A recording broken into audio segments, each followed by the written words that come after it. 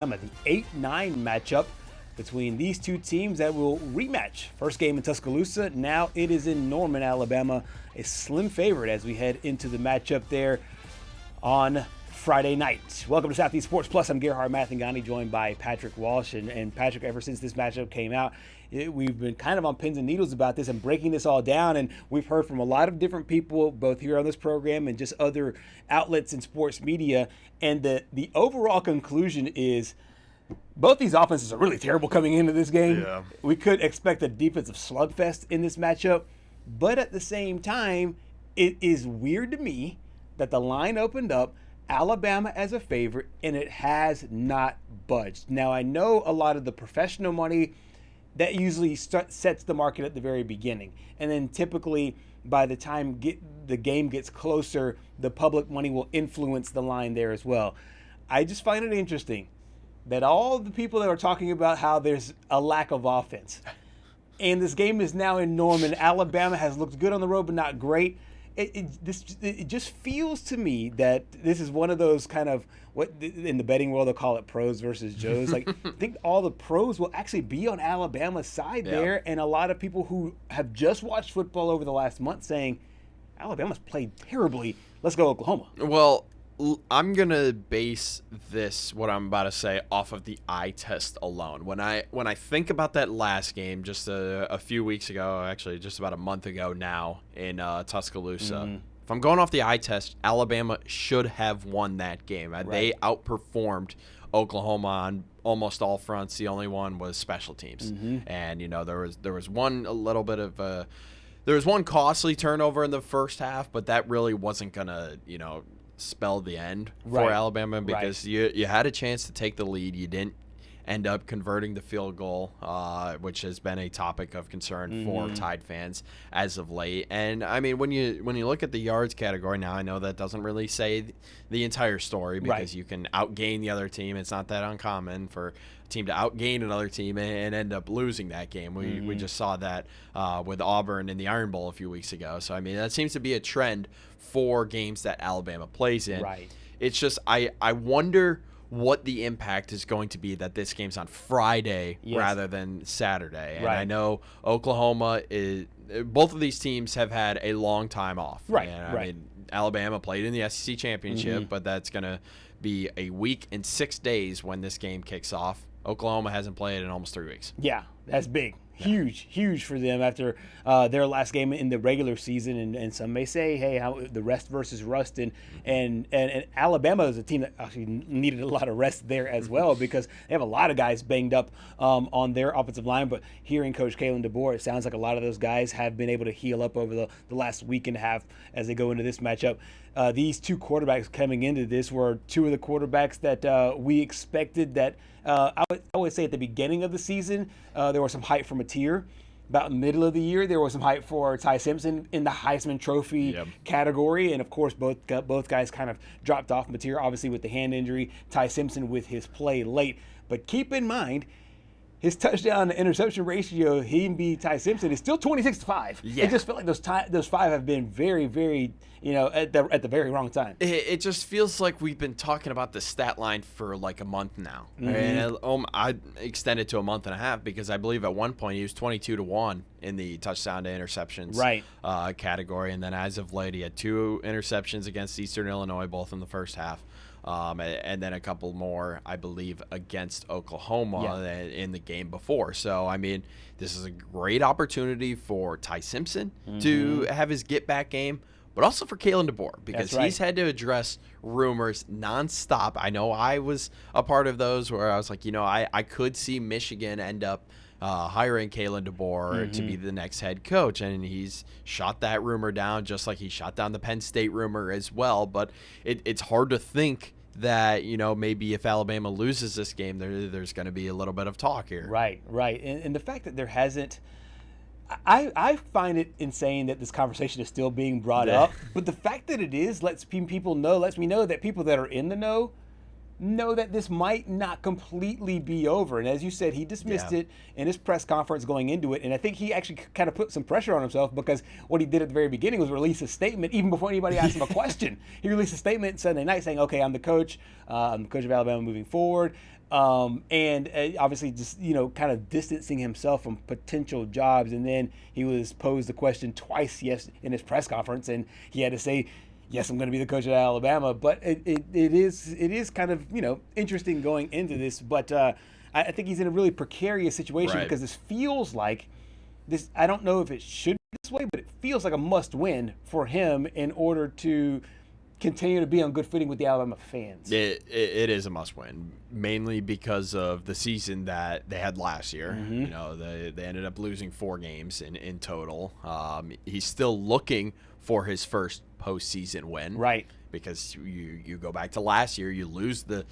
I think the most embarrassing thing about last year was the fact that you lost to Michigan with your starting lineup, and Michigan was on their second stringers, right? And they played their second string lineup throughout the entire game, and Michigan didn't really have a quarterback last year. And I think Bryce Underwood has kind of masked the problems of quarterback. You could honestly extend it even back to the Cade McNamara days. Right. I mean, Michigan just hasn't had a great quarterback as of late. Unfortunately, J.J. McCarthy is starting to catch a groove. So that was unfortunate for my Cowboys on Sunday night. But when you look at it, this is a must-win game for Kalen DeBoer. We can't just skip over the fact that hey, he's got them in the playoff. I mean, you're staring down the barrel of another 4-loss season. Yep. And in order to do so, the offense will have to get clicking. In order for the offense to get clicking, they'll have to rely on their quarterback Ty Simpson, hoping to reignite what he was doing in the mid-season when they went on that run of beating 4 straight ranked teams in the SEC for the first time in history. We got a chance to hear from Brent Venables, one of the best defensive minds in all of college football, as he game plans for Ty Simpson in that offense. Yeah, well, he played, really, again, pretty good against us. Again, threw for over 300 yards the first half. He had a lot of success. But he climbs the pocket. He's patient. He's got great confidence. He's got tremendous arm talent. He's a fantastic athlete, great competitor. He's got a natural leadership ability. He's a guy that doesn't flinch very easy. And so our expectation is we're going to see the best version, of Ty, that's prepared, confident, and ready to lead his team. And so we're going to have to play better. And I know some of our guys have said that. It's not coach speak. It's being honest and real with ourselves, as we had time to go back and just look at ourselves and where we need to improve and get better. That's the expectation. Our fundamentals, that's kind of where it all starts, and I don't think we played very well fundamentally. We played with great toughness and really good physicality.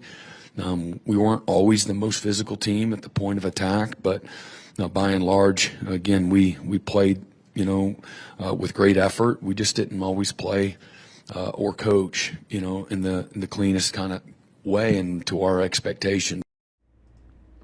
You mentioned Alabama looking for their first postseason win under Kalen DeBoer. This is the first postseason game for Ty Simpson, first postseason game for these Alabama players here under Kalen DeBoer. What is your overall thought of what this offense will look like? Will we see it more like what we saw during their run, or these last few games where they've really struggled? Well, I think you've got to talk about Jeremy Bernard, because he's really emerged as the number 1 wide receiver on this team. 57 catches this year, almost 800 yards through the air, and then 7 touchdowns for the Tide this season. But, he's been the focal point of this offense throughout the entire year. Yes.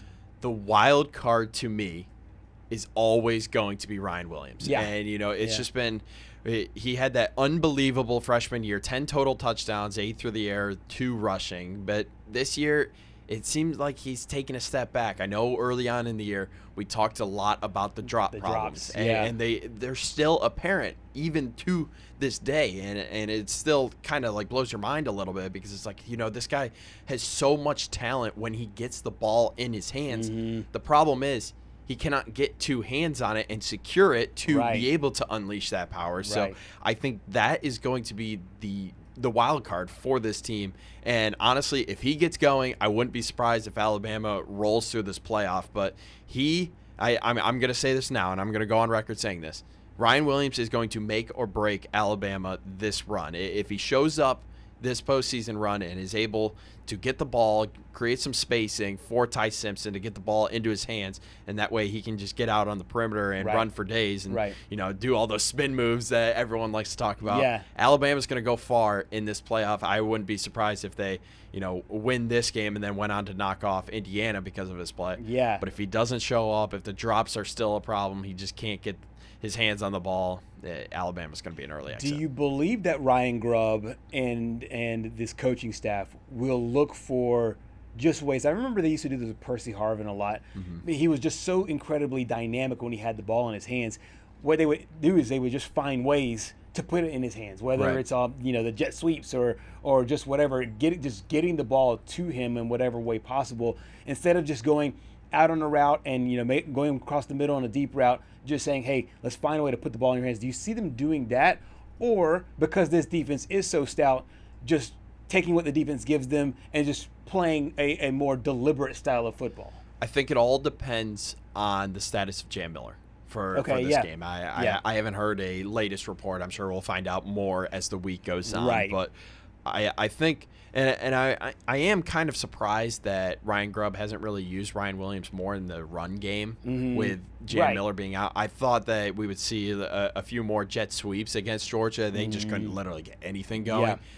Now, the only thing is, with the run game against Oklahoma, you run the risk of, no pun intended, 1 to 2 yard games, maybe even 3 to 4 yard losses, just because that Oklahoma front is so dominant. Yeah. But it's all.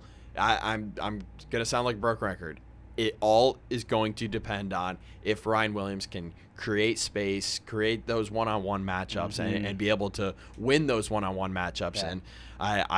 And honestly, it's been a tough year for him, and I don't think there's anyone more frustrated than him. I would expect him to have a huge game on Friday. He hasn't been this, and I'm using this word very, very loosely, bad in a very long time. He was dominant through high school. As you mentioned, dominant in his freshman year. I know he wants to get back to that.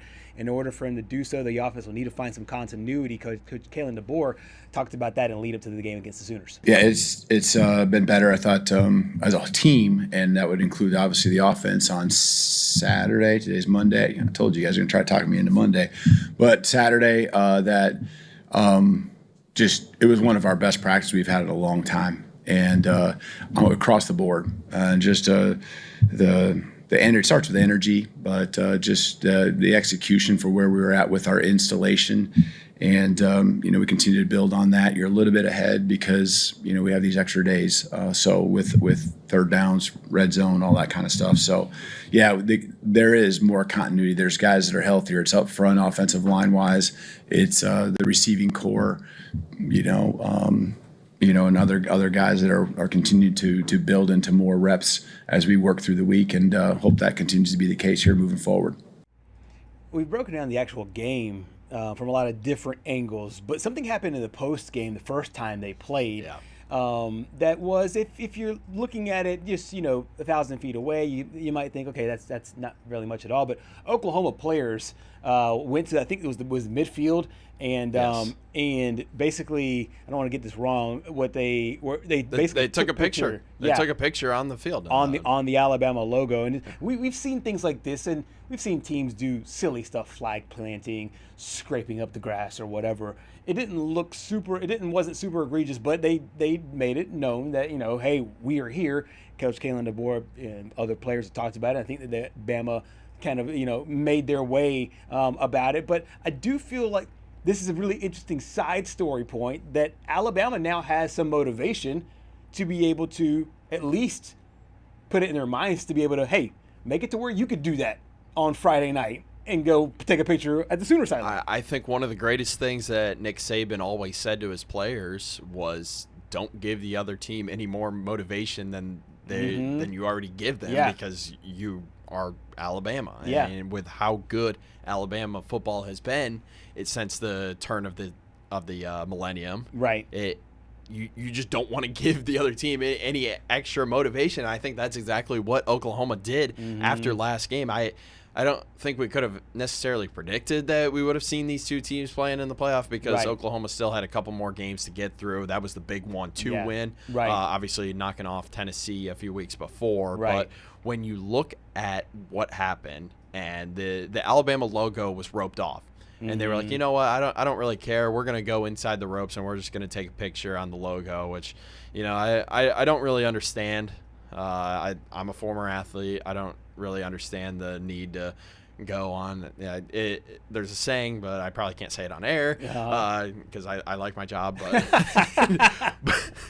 But it just, I don't understand why there's the need to go into these games and then you win them and then take victory poses on the other team's logo. And I never understood the flag planting fiasco that I guess you could almost call it an outbreak last year during rivalry week because it was like felt like everybody was doing it. Michigan, Ohio State kind of started it because that was the noon game that day, Clemson, and then South Carolina, Florida State. It just got Arizona State planning the Trident. So I never understood that, but Alabama, if they didn't have any motivation from getting dominated in the SEC championship, this just is just an added reminder here. Yeah, and then Kalen DeBoer, the last thing we'll hear in this segment is talking about that celebration. A little bit of news to him at the time. I guess I wasn't aware of that.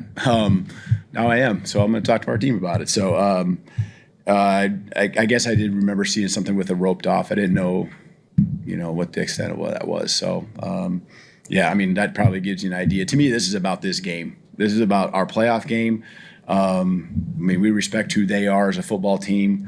They've obviously got the better side of things the last two times we played, and so that's really where our focus is at. And I do remember something vaguely about that. It hasn't really even been a conversation in our meetings.